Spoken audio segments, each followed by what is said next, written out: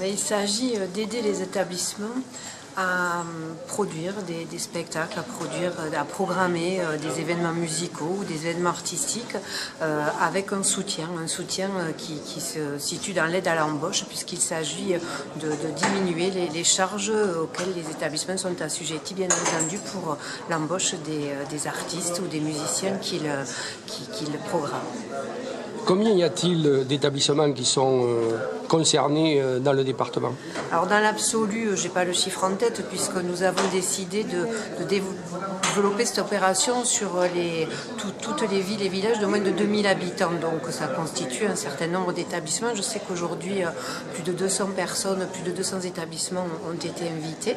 Et il s'agit aussi d'un démarrage de l'action et je pense que tous les partenaires, tous les gens qui sont associés à la gestion de ces établissements pourront se faire le relais de cette initiative, nous aider à l'expliquer, à la diffuser.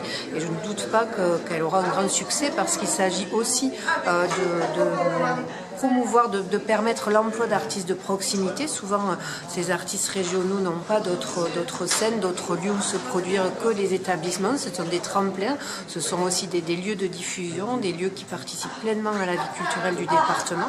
Et donc pouvoir les accompagner, pouvoir aussi être une collectivité qui accompagne le développement économique de ce département à travers ce JIP, c'est une chance énorme parce qu'aujourd'hui, vous le savez, la loi NOTRe nous prive de cette compétence et pouvoir être présent auprès des acteurs qui font la vie de nos villes, de nos villages et des endroits parfois les plus reculés de notre ruralité, c'est important pour la conception que nous avons des politiques que nous devons mener sur le département.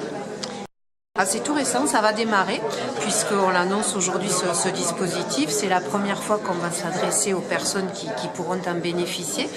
Et c'est aussi pour le Gers une première. C'est une première en France puisque le Gers sera le premier département à adhérer à ce groupement d'intérêt public.